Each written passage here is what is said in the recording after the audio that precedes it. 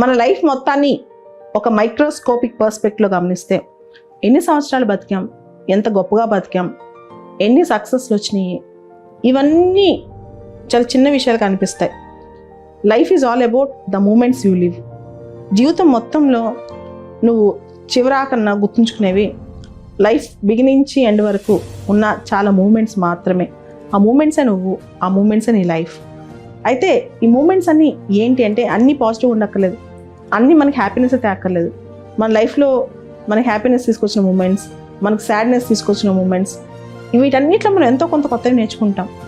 ఎంతమంది ఆ మూమెంట్స్ నిజంగా ఆస్వాదించగలిగారు, ఎంత ఇంటెన్స్గా దాన్ని ఎంజాయ్ చేయగలిగారు, తర్వాత ఎంత ఎక్స్టెన్సివ్గా ఆ మూమెంట్స్లో వాళ్ళు ఇండల్జ్ అయ్యారు, ఇవన్నీ చాలా ఇంపార్టెంట్. జనరల్గా మనందరికీ ఒక యాటిట్యూడ్ ఉంటుంది, లైఫ్లో ఫ్యూచర్లో ఇంకా చాలా బాగుంటుంది, అప్పుడు కూర్చుని మూమెంట్స్ని ఎంజాయ్ చేద్దాం, ఇప్పుడు లైఫ్లో పరిగెడుతుందాం అని.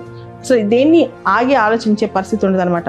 కష్టం వచ్చినా సుఖం వచ్చినా ఓకే ఇది ఇలా జరిగిపోతుందని దీనిలో ఉంటాం, కానీ మనం మూమెంట్ దగ్గర స్టాప్ చేస్తాను ఒక ఎక్స్పీరియన్స్ నేర్చుకున్నామని అనుకోమన్నమాట. కొన్ని సందర్భాల్లో కొన్ని మూమెంట్స్ మనకు పెద్ద గుణపాఠాలు నేర్పిస్తాయి. ఎంత గుణపాఠాలు అంటే ఆ మూమెంట్ని మన జీవితాంతం మర్చిపోం. కానీ జీవితాంతం మర్చిపోకపోయినా మెమొరీని ఎప్పుడో ఒకప్పుడు బయట తీస్తూ ఉండే, ఎప్పుడన్నా ఒకసారి తీస్తాం. అలా కాదు, ఒక నెగిటివ్ థింగ్ జరిగినప్పుడు, ఒక గుణపాఠం వచ్చినప్పుడు, దాని నుంచి పెద్ద పాఠం ఎక్స్పీరియన్స్ నేర్చుకున్నప్పుడు దాన్ని మనం తీసుకోగలగాలి. ఆ ఎక్స్పీరియన్స్తో మనం కొత్తవి నేర్చుకోగలగాలి. చేసిన తప్పే మళ్ళీ చేయకూడదు. అలానే హ్యాపీనెస్ ఉండే మూమెంట్స్, కొన్నిసార్లు కొన్ని మూమెంట్స్ మనకు చాలా హ్యాపీనెస్ అనిపిస్తాయి. అప్పుడప్పుడు అనిపిస్తుంది ఈ టైం ఇలా, ఈరోజు ఇక్కడే ఆగిపోతే బాగుండు, ఈ క్షణం ఇక్కడే ఆగిపోతే బాగుండు అని. సో ఈ రెండు రకాల మూమెంట్స్, మనకి హ్యాపీనెస్ తీసుకొచ్చే మూమెంట్స్, మనకు సాడ్నెస్ వచ్చే మూమెంట్స్, మనం గుణపాఠాలు తెచ్చుకున్న మూమెంట్స్, వీటన్నిటిలో కూడా మనిషి లైఫ్ ఒక ఎక్స్పీరియన్స్ ఉంటుంది అనమాట. లైఫ్ని ఎప్పుడు కూడా ఎన్ని సంవత్సరాలు బతికామని జడ్జ్ చేయకుండా ఎన్ని మూమెంట్స్లో మనం నిజంగా లివ్ చేసాం. Life is all about living అనమాట. ఆ లివింగ్ అనేది మనం మిస్ అవుతున్నామా అనేది కూడా చాలా ఇంపార్టెంట్. ఈవెన్ మనం చదువుకునేటప్పుడు, కాంపిటేటివ్ ఎగ్జామ్ ప్రిపేర్ అయ్యేటప్పుడు వీటిలో కూడా మనకు మైండ్లో చాలా మెచ్యూరిటీ.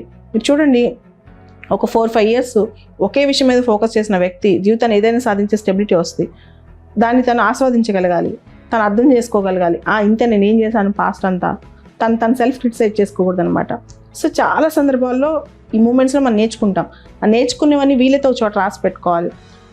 ఇంకొకటి ఏంటంటే మన లైఫ్లో ఈ మూమెంట్ని ఎంజాయ్ చేయకుండా ఇంకా తర్వాత లైఫ్ చాలా బాగుంటుంది, మనం పోస్ట్పోన్ చేసుకుందాం, అప్పుడు ఒకటేసారి అన్నీ కలిపి ఎంజాయ్ చేసేద్దాం అనుకుంటారు.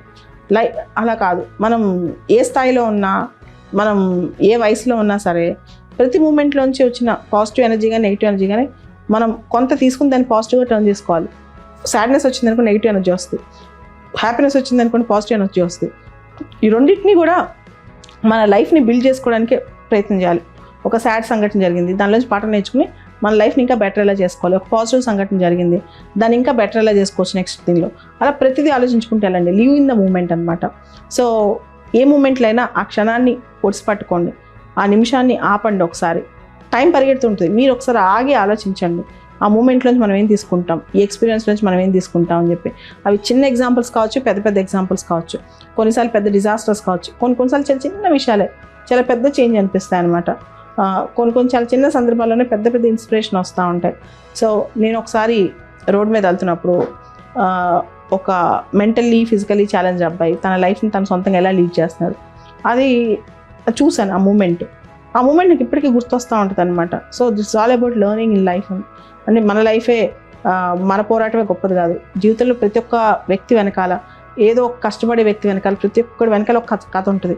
ఆ కథలోంచి మనకు చాలా విషయాలు ఉంటాయి. ఆ మూమెంట్ని పట్టుకోండి. Life is all about this. ఎందుకంటే చాలా ఫాస్ట్ రన్నింగ్ పేజ్లో మనం చాలా మిస్ అవుతున్నాం నాకు అనిపిస్తుంది. దానివల్ల మనకు చాలా క్వశ్చన్స్కి, మన మైండ్లో వచ్చే చాలా క్వశ్చన్స్కి ఈ మూమెంట్స్ నుంచే సమాధానాలు వస్తాయి. కాబట్టి డోంట్ మిస్ ద మూమెంట్. ఈ క్షణం ఒక్కొక్కసారి ఆగండి, ఈ క్షణం ఆగిపోనివ్వండి.